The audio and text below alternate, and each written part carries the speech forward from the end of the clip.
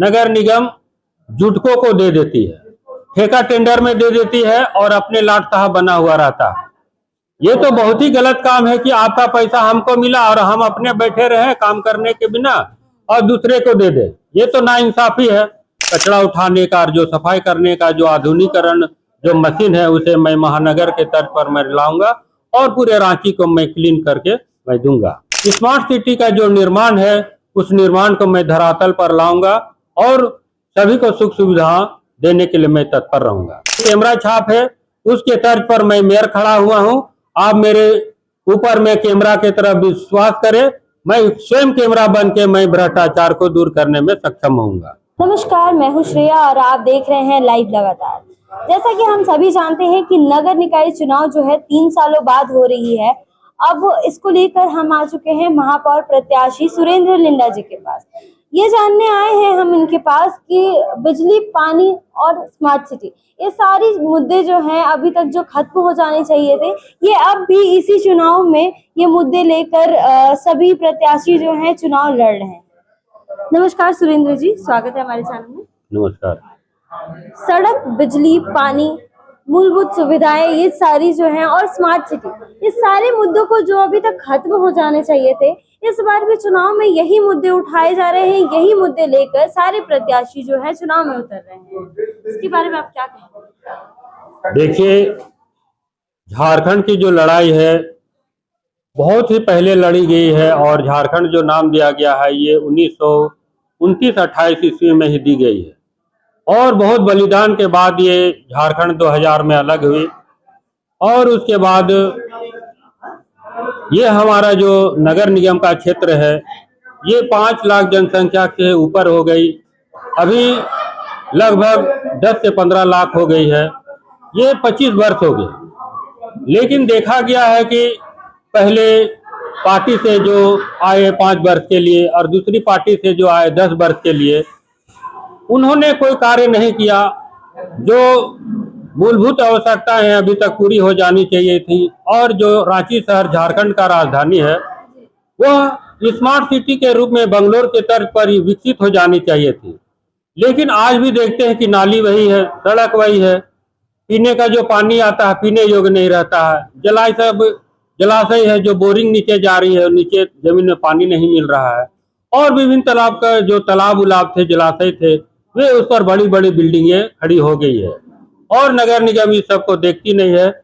इसलिए हम चाहते हैं कि ये जो मुद्दे हैं, मैं जब यहाँ पर आऊँगा चुनाव से जीत करके जनता के बहुमूल्य वोट के द्वारा, तो मैं इन सभी चीज़ों को मैं तत्काल रूप से मैं दूर करना चाहूँगा और मैं उसमें सक्षम होने के लिए मैं उद्यत हूँ। तो कह सकते हैं कि अगर आप जीत कर आते हैं तो अगले बार जब 5 सालों बाद जब फिर से चुनाव होगा तो ये मुद्दे लेकर कोई प्रत्याशी मैदान में नहीं उतरेंगे?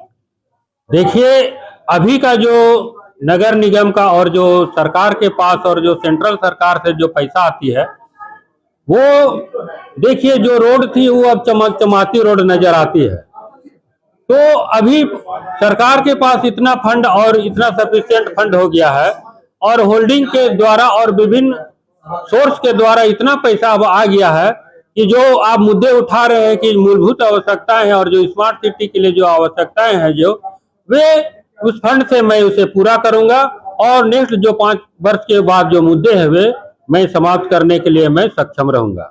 सफाई व्यवस्था के लिए आपने क्या नीति अपनाई है, क्योंकि हर जगह शहर में गंदगी ही दिखती है? देखिए, सफाई व्यवस्था ऐसा है कि ये नगर निगम का मुख्य कार्य है। वे जनता से पैसा लेती है और उसी का काम है उसको करना है। लेकिन हम लोग देखते हैं कि ये नगर निगम जुटकों को दे देती है, ठेका टेंडर में दे देती है और अपने लाट साहब बना हुआ रहता है। ये तो बहुत ही गलत काम है कि आपका पैसा हमको मिला और हम अपने बैठे रहे काम करने के बिना और दूसरे को दे दे। ये तो नाइंसाफी है। तो मैं इस जो अव्यवस्था है उसे मैं दूर करना चाहूंगा और नगर निगम में अच्छे मैंने जो कार्य करने के इच्छुक है, जो सफाई कर्मी है, उसका मैं रोजी रोजगार में परिणत करूंगा और नगर निगम का जो भी कचरा उठाने का, जो सफाई करने का जो आधुनिकीकरण जो मशीन है, उसे मैं महानगर के तर्ज पर मैं लाऊंगा और पूरे रांची को मैं क्लीन करके मैं दूंगा। देखा जाता है सुरेंद्र जी कि जब एक बारिश होती है उसके बाद एक बारिश के बाद ही निगम की सच्चाई जो है सड़कों पे बह जाती है। तो अगर आप जीत कर आते हैं तो इन सब चीजों पर कैसे कार्य करेंगे, मतलब ड्रेनेज सिस्टम पे कैसे कार्य करेंगे? देखिए, ड्रेनेज सिस्टम का जो कार्य है, रांची महानगर अब बहुत ही बड़ी संख्या में परिणत हो गई है। ये 53 वार्ड में आती है, जिसमें कि अब हमारा जनसंख्या अब करोड़ों में हो गई है।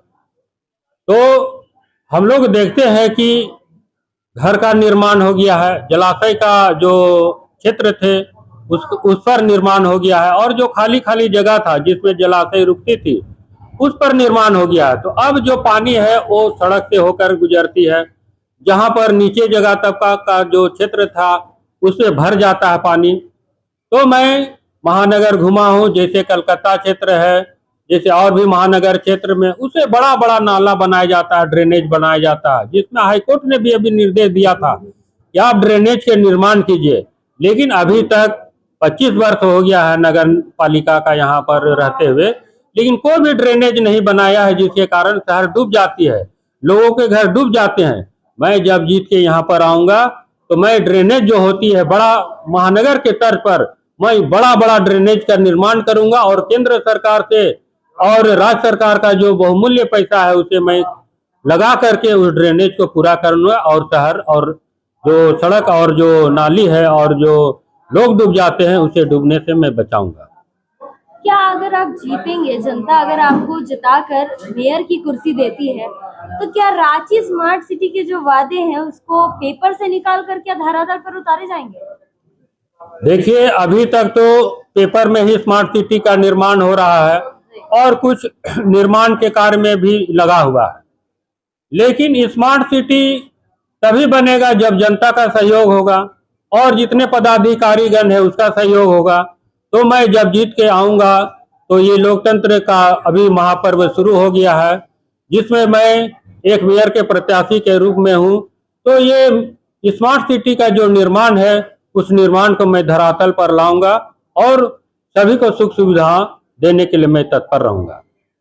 महिलाओं के लिए क्या खास करेंगे, क्योंकि मतलब देखें तो हर जगह अपराध बढ़ते ही जा रहे हैं, तो महिलाओं की सुरक्षा के लिए आपने कुछ सोचा है, आप कुछ अपने मैनिफेस्टो में लाएंगे?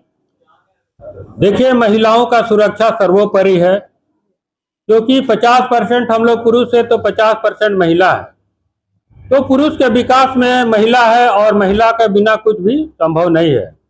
इसलिए समाज और प्रशासन का दायित्व होता है कि जो महिलाओं के ऊपर जो अपराध हो रहा है और जो महिलाओं को असुविधा हो रही है उसे पूरा करना है। मैं बताते चलूं कि नगर निगम में जो मेयर का जो पद है बहुत ही गरिमामय पद है, और उसके सहयोग के लिए जो पार्षद होते वे होते हैं, और उसके बाद तीसरा जो होता है नगर आयुक्त होते हैं। जो ये तीनों मिलकर क्या करते हैं, जो फंड आते हैं उसको मेयर और पार्षद और नगर आयुक्त इसको कोऑर्डिनेट करके इसको पूरा करते हैं। और जो नगर आयुक्त होते हैं वे प्रशासनिक कार्य देखते हैं, और उस नगर आयुक्त के द्वारा जितने भी प्रशासन के तंत्र है उसे मेरे आदेश के द्वारा उसे पूरा की जाएगी, और महिलाओं का जो के साथ जो अभद्र व्यवहार हो रहा है और जो असुरक्षित महसूस हो रही है उसे मैं पूरा करने के लिए सक्षम होऊंगा। रांची की जो पूर्व मेयर रही आशा लकड़ा जी, उनके कार्यों मतलब उनके अधूरे कार्यों को आप प्राथमिकता देंगे जीतने के बाद, या फिर अपने नए तरीके से नए विजन के साथ आप रांची को सुंदर बनाना चाहेंगे? देखिए, जो पुरानी हो जाती है वे चीज हमेशा पुरानी ही रहती है, और जो नई चीज होती है वे हमेशा नई होती है। और मैं एक सामाजिक कार्यकर्ता में के रूप में मैं स्थापित हूँ, और मेरे कार्यालय के उद्घाटन में अधिकतर देखा गया कि युवा वर्ग बढ़ चढ़ के हिस्सा लिए, और हमारे प्रचार में भी बढ़ चढ़ के हिस्सा लेंगे। तो युवा फूल और युवा गुलाब सबसे सुंदर लगता है। तो इस प्रकार हमारा जो पुराना कार्य है, जो भी पार्टियां की है, हम लोग विगत 15 सालों से देख रहे हैं, उसे मैं छोड़ करके एक नया विजन और नए कार्यकर्ता और नया युवा के लिए और नए जो अध्याय है सतत विकास, इंफ्रास्ट्रक्चर विकास, जो आज का विकास है उस विकास के तर्ज में मैं नए तरीके से काम करना चाहूंगा। आपको कैमरा छाप चुनाव चिन्ह मिला है, तो क्या नगर निगम के कार्यों में पारदर्शिता रहेगी? देखिए, कैमरा छाप मुझे मिला है, हमको लगता है कि ये देवयोग से मिला है। कैमरा ऐसा तंत्र है, आज के जमाने में इतना आधुनिक बढ़िया तंत्र है कि कोई भी भ्रष्टाचार अगर उसमें कैद हो जाती है तो वो पब्लिक के नजर में आ जाती है और वो धराशायी हो जाता है। तो इसलिए मेरा जो कैमरा छाप है उसके तर्ज पर मैं मेयर खड़ा हुआ हूं। आप मेरे ऊपर में कैमरा की तरफ विश्वास करें, मैं स्वयं कैमरा बन के मैं भ्रष्टाचार को दूर करने में सक्षम होऊंगा। अगर आप जीतते हैं तो आपकी 100 दिनों की कार्य प्राथमिकता क्या है? आपने बहुत अच्छा सवाल किया है, इसके लिए मैं अपनी तरफ से धन्यवाद देना चाहूंगा, क्योंकि कोई भी वर्क का एक समय होता है। हमारा जो वर्क है एक दिन होता है, एक दिन को हफ्ता में बदलते हैं और हफ्ता महीना में बदलता है और महीना साल में बदलता है और साल वर्षों में चलता है। तो आपने सवाल किया है कि आपका 100 वर्ष का क्या विजन, 100 दिन का क्या विजन होगा। तो मेरा 100 दिन का विजन होगा कि मैं धरातल पर डोर टू डोर जाऊंगा और जनता जो भी सवाल करेगी और जो भी परेशानी बताएगी मैं उसे 100 दिन में पूरा करने का कोशिश करूंगा और मैं उसमें सक्षम होऊंगा। आपके मुकाबले में देखा जाए तो भाजपा प्रत्याशी जो है रमा खालको जी है, भाजपा प्रत्याशी रोशनी खालको जी हैं, कांग्रेस प्रत्याशी रमा खालको जी हैं और साथ ही जेएमएम से जो है सुजीत कुजूर जी हैं। तो आपको क्या लगता है कि जनता आपको क्यों चुने? मतलब जो समर्थित प्रत्याशी हैं उनको जनता तो वोट दे सकती है, आपको ही जनता क्यों चुने? एक ठोस वजह बताइए कि जनता आपको। देखिए, सभी कोई जानते हैं कि राजनीति परिवेश में उसका जो विकास होता है वे अपने राजनीतिक विकास पर ही फंड चला जाता है और जब राजनीति परिवेश में उसे खर्च दे करके जब उसको स्थापित किया जाता है तो समझिए कि वो मूल रूप में वो बैठा हुआ रहता है कुर्सी में और वो पार्टी का ही कार्य करता है। और जब जो सामाजिक रूप में जो आते हैं वे डोर टू डोर रहते हैं और वो समाज का कार्य देखते हैं और समाज के रूप में जब स्थापित होगा तो समझिए कि ओरिजिनल वो मेयर के रूप में होगा और वो जो जनता का जो पैसा है उसे वे लौटाने के काम मूलभूत आवश्यकताओं के साथ करेंगे। इसके लिए मैं सक्षम रहूंगा। अच्छा बताइए, जैसे आप बता रहे कि आप सामाजिक कार्यकर्ता रह चुके हैं, तो सामाजिक कार्यकर्ता रहते हुए तो आप काम कर सकते थे जनता के लिए, लेकिन आपने राजनीति ही क्यों चुनी? देखिए, अभी मैं राजनीति में नहीं हूँ, मैं सामाजिक कार्यकर्ता हूँ और समाज के लिए सभी लोग रहते हैं और उसमें मैं भी हूँ। और समाज जब है तब आप है और समाज है तब सरकार है और सरकार है तब राजनीति है। इसलिए मैं समाज में ही रहना चाहता हूं और राजनीति से दूर रहकर मैं पब्लिक का सेवा करने के लिए मैं सदा उद्यत रहता हूं और रहना चाहूंगा। धन्यवाद सुरेंद्र। तो सुना आपने, यह थे सुरेंद्र लिंडा, जिनका कहना है कि वो सामाजिक कार्यकर्ता हैं और वो किसी संस्थान से नहीं जुड़े, जिसकी वजह से क्या होगा कि जो पब्लिक है वो डायरेक्टली इनसे कांटेक्ट कर पाएगी, डायरेक्टली इनसे जुड़ पाएगी। तो ये जो पब्लिक की सुविधाएं हैं वो डायरेक्टली, जो पब्लिक का पैसा है वो डायरेक्टली पब्लिक तक पहुंचा पाएंगे। लाइव लगातार के वीडियो को लाइक करें, सब्सक्राइब करें और बेल आइकन को दबाना न भूलें।